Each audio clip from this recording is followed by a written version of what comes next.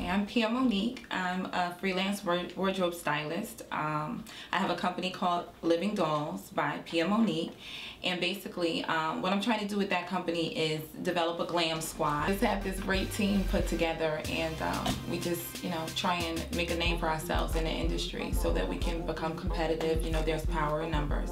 I basically decided to make fashion a career after several failed careers, not necessarily failing as far as the performance part, but I just was not happy.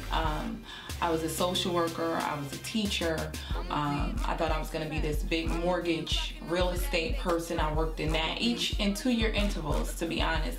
It's like every 2 years I would pick up on something like, hey, I want to do this, hey, I want to do that, but I was never genuinely happy because I was always looking for stability. I was always looking to make a lot of money, and it just wasn't fulfilling to me at all. So, I always dressed well, and I always still continued with my habits of, looking in magazines, buying Vogues and ordering Vogues from different parts of the world, and just a bunch of fashion magazines, reading fashion, and I just said, what, let me just, do what I like and try and make a career out of it. And I knew that having a glamour job doesn't necessarily guarantee you financial success. It doesn't guarantee you stability either.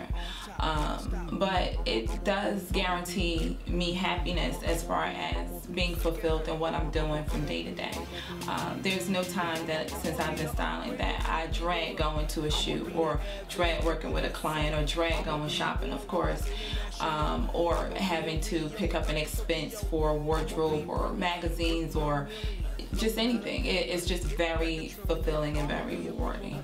So my style influences, my influence basically came from my mom. My mom was never afraid to create her own trends and just go out there. I mean, it's been times when mom would change, like based on her mood. It's funny, she would change like twice a day, 3 times a day, just because, I don't know, she was just over that particular outfit. But each outfit was just like something so unique and so different, and it was very bold of her because fashion is very intimidating, and you're expressing yourself, and not everyone understands what you're trying to convey through your clothing and through how you're dressing and your style. So I basically took that from her. I wasn't as aggressive, early on, but I did, develop my own personal style, and, just pretty much took it from there.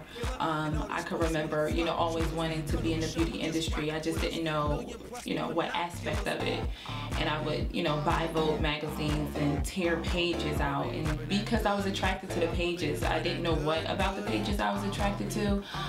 But, as I grew grew and developed and understood, what these pictures stood for, and, what the emotion was behind them, I kind of gravitated towards the apparel portion of it, and, understood what I liked about the pictures and the communication, the models, everything. And that's what drew me to becoming a stylist and working in the industry. I basically got started with who I knew, which was kind of rocky, actually. I knew a party promoter who was friends with a lot of video girls, and he actually got me a gig working with Sharif Zayed, which is G-Unit's photographer. And I went on this set, and it was just like, I don't know, the whole hip-hop scene, like, the girls and the guys and jewelry, and it was like loud music, and I was like so overwhelmed and so intimidated because everyone was just like moving about so comfortably, and I was just like trying to feel my way around and about. So at that point I decided, I need to get some structure here, and I registered at FIT in their fashion styling program, which was phenomenal. It was the best thing that I could have done. Through FIT, I got jobs as a wardrobe tech during Fashion Week. I worked with Rock & Republic, I worked with Abate, I worked with Rosa Cha, Lord and Taylor, Charles Nolan. So many different opportunities came from going to FIT. I have a million connects throughout the industry, and just the whole melting pot at FIT. I mean, you get to talk to people of different cultures and see what fashion is like across the world. I mean, sometimes I would be in a classroom and I would be the only American there besides the teacher, which was great because fashion is about diversity, it's about culture, it's about influences, and it's an excellent program. It's not that expensive, and it gave me exactly what I needed to be successful. And through that, I mean, they put me in touch with some great photographers, models, everything, so that I can test shoot and get my portfolio together.